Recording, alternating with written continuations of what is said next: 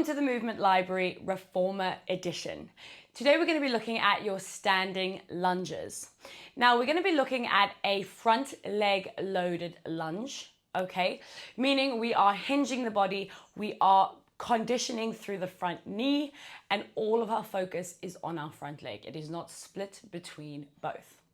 I'm going to start the sequence on a medium to heavy spring. So on your fold reformer, that is a green spring. So I'm going to stand up and I'm going to get my inside leg against my shoulder pad. And then when I lift my body, what I want to ensure of is that my thighs are next to each other. Okay, my thighs are next to each other so that I can stand up with a neutral pelvis, I can feel nice and tall, and I can feel totally on balance. So I could actually lift that inside leg if I wanted to. Okay, so I'm totally on balance, I'm totally upright. I'm going to take this into a lunge. Now remember what we said, this is all about the front leg. This is about forward loading into the front leg, really conditioning through the kneecap, okay? So I'm going to fold my hips forward. I'm going to inhale. I'm going to exhale and start to tilt at the hips as I send that carriage back. I'm going to bring myself forward. Now, notice how I haven't locked out that back leg, okay? That's an aesthetic thing that people look at. Don't let it happen. Keep it nice and bent. If you look at my position here, my front shin is angling forward towards my toes, but my heel is still down. I am folded forward over my thighs, but my back is still held, okay? I'm not lying down on the leg. My back is still held. I'm gonna pause it here, and now to recover, I'm gonna think about keeping my rib cage closed, push the floor away through my bottom foot, and slowly but surely find my standing position. I'm going to press the carriage away. I'm going to fold forward.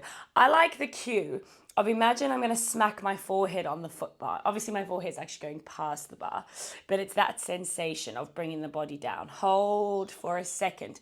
When I come up, I'm taking the impulse to stand up by pushing the floor away and allowing my body to react, okay? A common mistake there is you'll go down and you'll think about recovering and you'll lift your eye line and your chest and it'll be your back that carries you back to the top. We don't want that. This is all about the leg. You want to treat it like a leg press. So you want to take yourself down, holding it down, and now I push the floor away and it brings me back up. Okay, so that is your basic forward folding lunge on a medium spring. Now, as I go over to the other side, I'm actually going to change my spring onto a yellow, making it a lighter spring. Now, I always recommend the medium spring to find your form, find your range. You're going to have good feedback through both legs. It's going to help you out with your balance.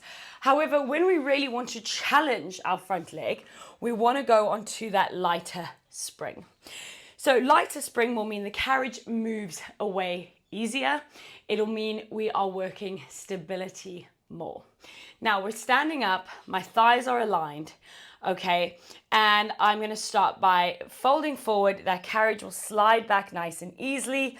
I can really think about pushing my front knee forward. I'm in this folded position, and then I'm gonna push the floor away and come back up. Now there are multiple variations you can do with the arms here, okay?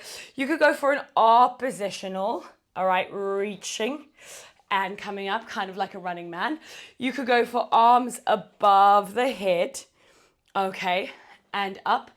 One of my personal favorites is to get the hands behind the head. This is going to engage our postural muscles a little bit more and also challenge your rib cage connection. Throughout this, we need to keep those ribs in and closed so that you are not overusing your mid back. So while I'm here, close those ribs, fold myself forward and then push the floor away. Okay, I'm going to feel a little bit more balance challenge than I'm used to, but I am really going to be working my mid back in a positive way, not in a crunched, overactive way. So that is my simple standing lunge, okay? Now that has a few variations. So today what I want to show you is the scooter variation. So the scooter variation is essentially an isometric hold in that position while we move the carriage about. So on that light spring, I'm still on my yellow. I'm going to inhale, exhale. I'm going to fold it over. Now I'm in this gorgeous deep lunge, and I always have the option to support myself with a foot bar if need be. Make sure that front knee is really pushing forward. I'm going to draw the belly button in and up, and then I'm going to drive the carriage all the way in and all the way out. And what's happening here is my thighs are matching each other, and then the carriage extends. My thighs are matching each other, and then the carriage extends. Now, while you're here, a few things to look out for. Do not allow that belly to totally collapse onto the thighs. As you start to strain and struggle, do not allow the hips to tuck under and round. You really want to extend that bum up to the ceiling so that you feel a great stretch over that hamstring and glute. And then if you have put your hand down on the bar, make sure it's not bearing too much weight, okay? Always a good idea to lift it off and see how you feel without it. So this is your scooter. You want minimal weight through that back leg, maximum weight through that front glute. So that is your strict standing lunge with your scooter variation. Now, your lunges can be done on many different spring settings, and that will change the focus and the purpose of them. This was performed on either a green or a yellow. You want a medium to light setting. You want a little bit of support from the carriage if you're struggling with your balance. And once you understand your balance and you understand your form, you want to be going for a lighter challenge.